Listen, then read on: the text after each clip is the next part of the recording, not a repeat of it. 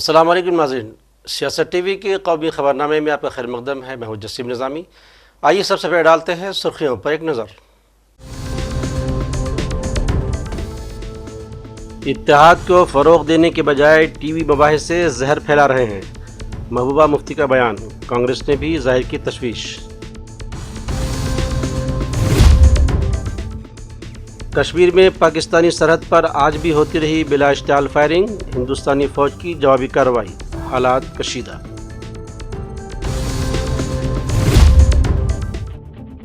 पहलगाम हमले के सिलसिले में जनूबी कश्मीर में मज़ीद 3 सरगर्म शिद्दतपसंदों के रहायशी मकानात मुनहदिम कर दिए गए।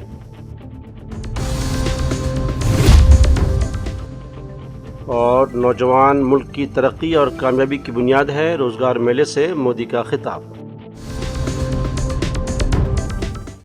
तो ये थी सुर्खियाँ। खबर तफसील से।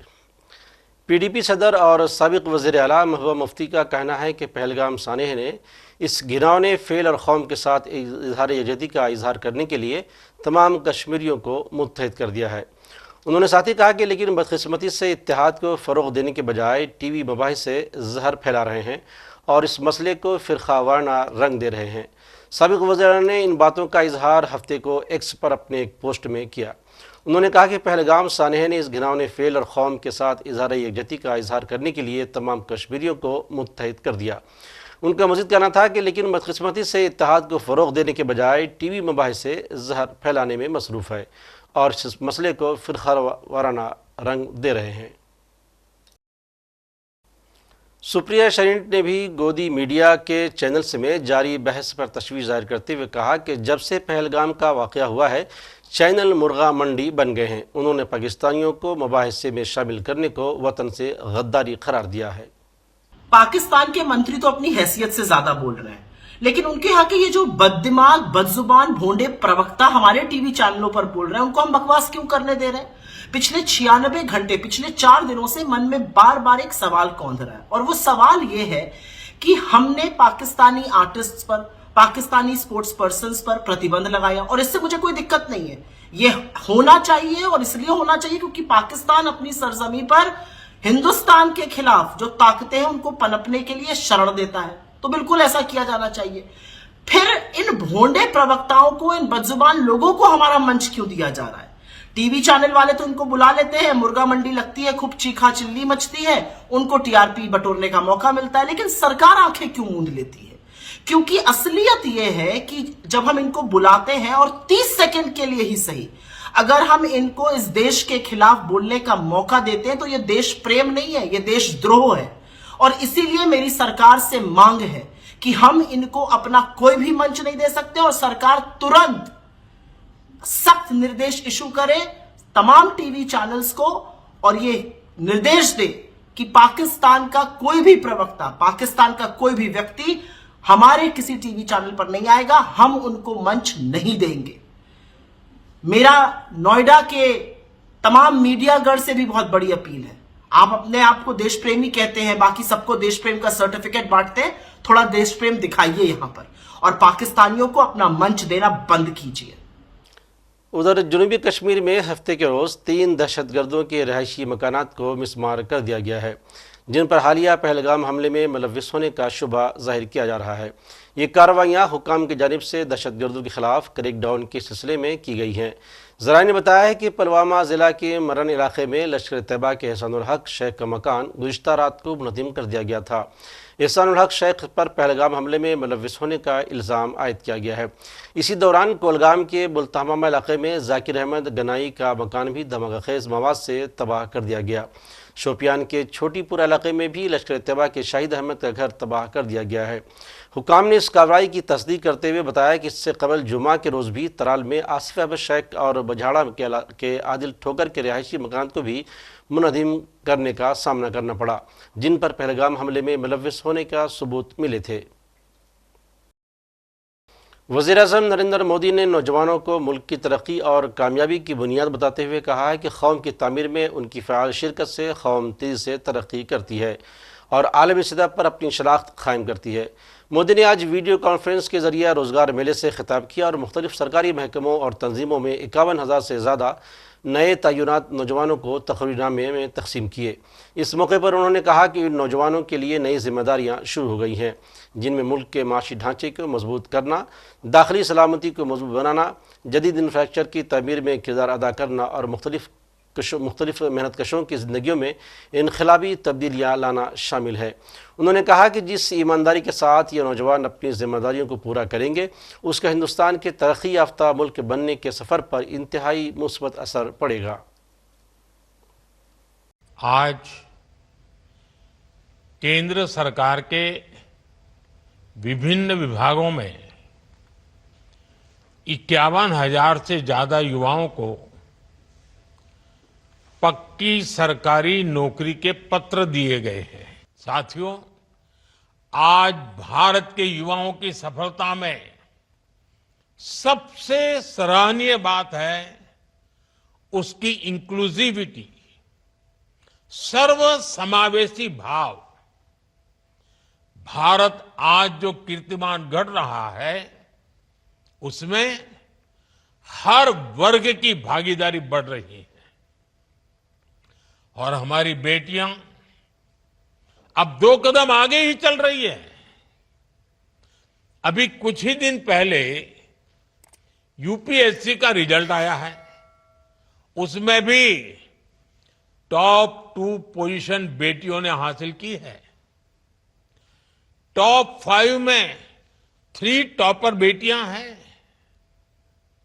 हमारी नारी शक्ति ब्यूरोक्रेसी से लेकर स्पेस और साइंस के क्षेत्र में नई बुलंदियों को छू रही है। सरकार का विशेष ध्यान ग्रामीण महिलाओं के सशक्तिकरण पर भी है। सेल्फ हेल्प ग्रुप, बीमा सखी, बैंक सखी और कृषि सखी जैसी पहल ने ग्रामीण महिलाओं के लिए नए अवसर तैयार किए हैं।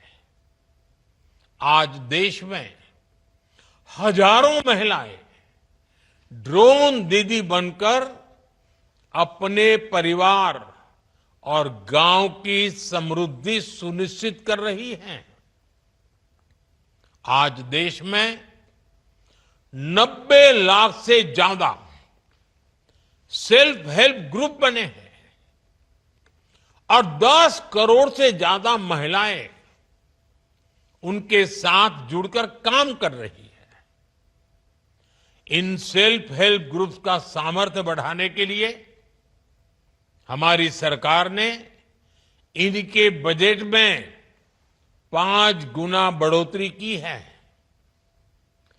इन समूहों को बिना गारंटी 20 लाख रुपए तक का लोन देने की व्यवस्था बनाई गई है।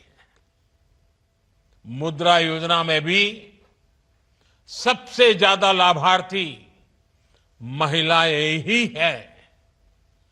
आज देश में 50,000 से ज्यादा स्टार्टअप में महिलाएं निदेशक के रूप में काम कर रही है।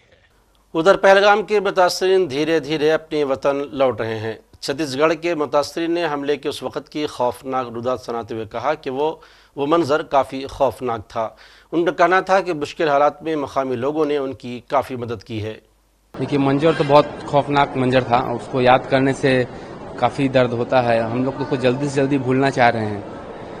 लोगों की वहाँ पुकारे चीख थी और लोग तड़प रहे थे, उनके परिजन चिल्ला रहे थे।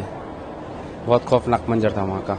क्या चीज़ सर वहाँ पे देखने को मिला था आपको? जैसे क्या आतंकी हमला हुआ था, क्या फायरिंग की स्टेप था वहाँ पे वहाँ कि पहले तो हमने किसी फायरिंग को या ऐसा कोई एक्टिविटी को हम नोटिस कर पहले कभी नहीं सुना था ऐसा। जब फायरिंग हो रही थी तो हमको लगा जैसे पटाखे फूटते हैं वैसी आवाज़ आ रही थी। लेकिन मेरी वाइफ को पता ये जज कर गई कि गोलियाँ चल रही हैं और जब मुझे लोग गिरते हुए दिखे तब मुझे पता चला कि एक्चुअल में हमला हुआ है। जब तक मैं इसको देखता, ये मेरी बेटी थोड़ी दूर में थी, वहाँ तक ये जा चुकी थी और मैं इनसे काफ़ी दूरी पे हो चुका था उस समय तक। और मैं इनके पास जाता जब तक मेरे फ्रेंड लोगों ने मुझे पीछे खींच लिया और ये ग्राउंड जीरो पे एकदम बीचों बीच वहाँ पहुँच गई और उनके बीच पहुँच गई है। और वहाँ पे किस तरह से वहाँ पे देखना है, वहाँ पे सुनने में आ रहा है कि वहाँ के जो ग्रामीण है, वहाँ पे जो लोकल है, वो आप लोगों को बचाया है। हाँ, वहाँ हमारे एक मित्र हैं नजाकत भाई करके, उन्होंने हमें सेव किया वहाँ से। आप भी अपने हस्बैंड के साथ वहाँ पहलगांव में गए हुए थे, किस तरह से देखने को मिला आपको? उधर हम लोग फोटो शूट करा रहे थे, हमारे बच्चे खेल रहे थे, तो मैं अपनी अचानक से गोलियों की आवाज़ आने लग गई। मैं इनसे बोली क्या हुआ, तो बोलते हैं पटाखे लगता फूट रहे हैं, लेकिन मेरे को नहीं लगा कि पटाखे फूट रहे हैं। मेरी बेटी खेल रही थी तो मैं उसको पकड़ने के लिए भाग गई वहाँ से। इनसे बोली कि पटाखे नहीं कुछ और ही है, उसको लेने में गई। जैसे उसको पकड़ी मैं, उधर सब लोग बोले लेट जाओ इधर, तो लेट गए। मेरी बेटी भी लेटी हुई थी, नजाकत भैया के साथ थी वो, उन्होंने उसको पकड़ा था। उसी टाइम पे उन्होंने एक शूट कर दिया, मतलब एक लड़के को। मेरी बेटी के ऊपर पूरा खून आ गया। जब खून आया मेरे को लगा इसको मतलब गोली लग गई है, तो मैं उससे बोली बेटा क्या हुआ, तो बोलती है मम्मा मेरे ब्लड लग गया है। मैं बोली बेटा कुछ नहीं हुआ, तेरे को दर्द हो रहा? बोली नहीं हो रहा है मम्मा। तो उसके बाद हम लोग लेटे थे।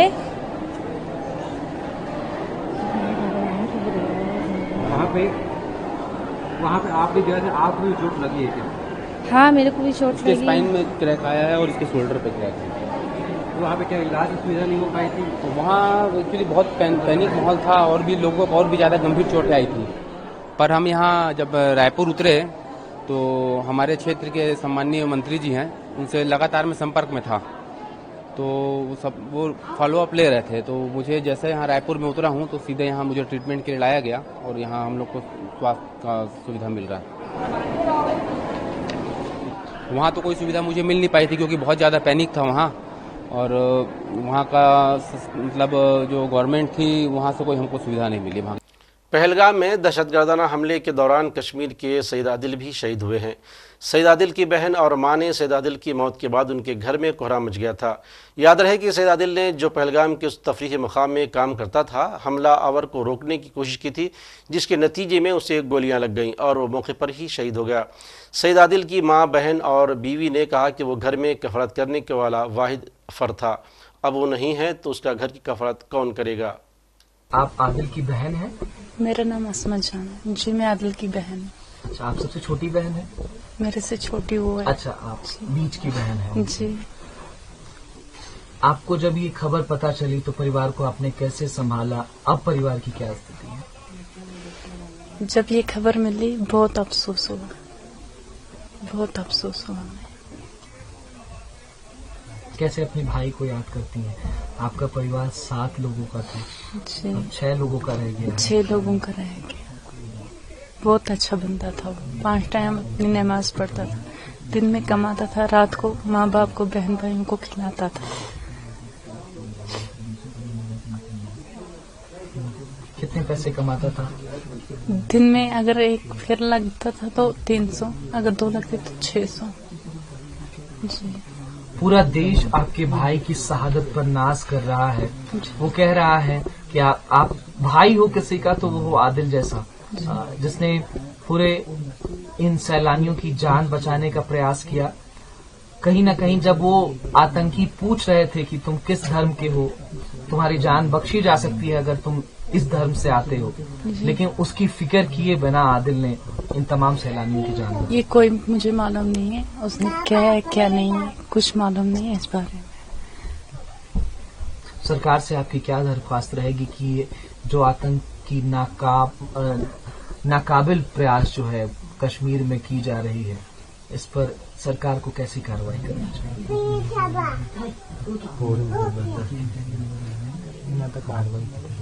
इन आतंकियों के लिए क्या कहना चाहेंगी जिन्होंने आपके भाई को आपसे छीन लिया?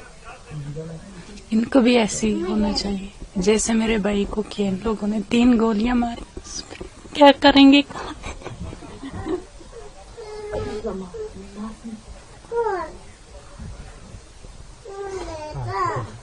अब कहाँ से ढूंढेंगे भैया को?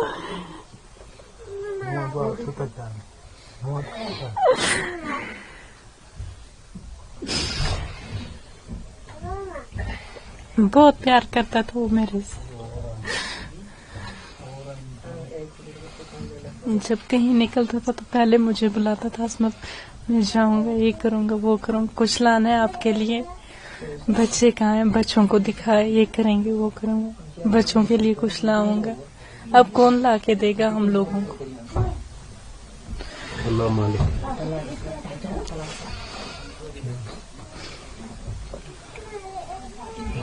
आपके भाई की शहादत पर पूरे 140 करोड़ भारतवासियों को गर्व है कि उसने इन तमाम सैलानियों के जान को बचाने का प्रयास किया। अपनी जान दे दी उसने,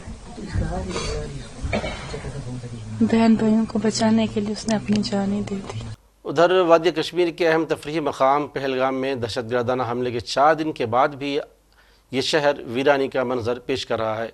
पूरे शहर में फ़ौज गश्त करती नजर आ रही है, जबकि लोग घरों में बंद हैं। यहाँ से तमाम सयाहों को श्रीनगर मुंतकिल कर दिया गया है, जबकि बेशतर सयाह श्रीनगर छोड़कर अपने वतन लौट गए हैं। पहलगाम दहशतगर्दाना हमले के बाद हिंदुस्तान के पाकिस्तान के खिलाफ लिए गए सख्त फैसलों से मायूस पाकिस्तानी फ़ौज ने जुम्मा की रात कश्मीर में लाइन ऑफ कंट्रोल पर गोलीबारी की, जिसका हिंदुस्तानी फ़ौज ने सख्त जवाब दिया। फ़ौजी ज़राए ने हफ्ते की सुबह बताया कि पाकिस्तानी फ़ौज ने 25 और 26 अप्रैल की दरमियानी रात को कश्मीर में LSU पर के साथ ही कई चौकियों से छोटे हथियारों से फायरिंग की है। ज़राए का कहना है कि हिंदुस्तानी फ़ौज ने भी जवाबी फायरिंग की है। फायरिंग के दौरान किसी जानी नुकसान की कोई इत्तला नहीं है। वाज़ेह है कि हिंदुस्तान के पाकिस्तान के खिलाफ उठाए जा रहे इक़दामात से पाकिस्तान घबराया हुआ है और उसने जुमेरात की रात भी लाइन ऑफ कंट्रोल पर गोलीबारी की थी। मकोका की खुसूसी अदालत ने 2017 में थाने में दर्ज भत्ताखोरी के एक मामले में अंडरवर्ल्ड डॉन दाऊद इब्राहिम के भाई इकबाल कास्कर को नाकाफ़ी सबूत की बुनियाद पर बरी कर दिया है। अदालत ने इस मुकदमे में कास्कर के साथ शरीक मुलजिम असरार सैयाद को भी बरी कर दिया, जबकि तीसरे मुलजिम मुमताज़ शेख की समाअत के दौरान मौत हो चुकी थी, जिसके बाद उनके खिलाफ मुकदमा ख़त्म कर दिया गया। ये मुकदमा थाने की कसारा वाली पुलिस स्टेशन में एक मकामी बिल्डर की शिकायत पर दर्ज किया गया था। उस वक़्त इंसदाद भत्ताखोरी के सेल की क़यादत मशहूर इनकाउंटर स्पेशलिस्ट प्रदीप शर्मा कर रहे थे।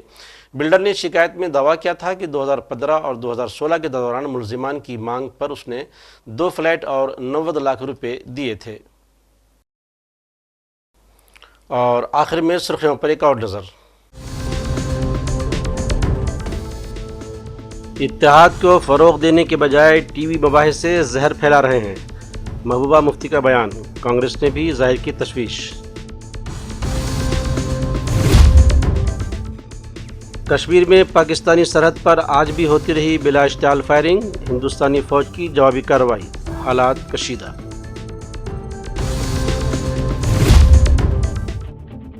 पहलगाम हमले के सिलसिले में जनूबी कश्मीर में मज़ीद 3 सरगर्म शिद्दतपसंदों के रहायशी मकानात मुनज़्ज़म कर दिए गए।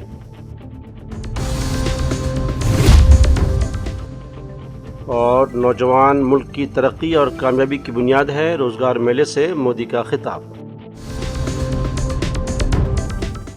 तो नाज़रीन, सियासत टीवी के कौमी खबरनामे में आज बस इतना ही। मज़ीद अपडेट्स के लिए आप बने रहें सियासत टीवी के साथ, और मुझे और सियासत टीवी की पूरी टीम को दीजिए इजाज़त। अल्लाह हाफ़िज़।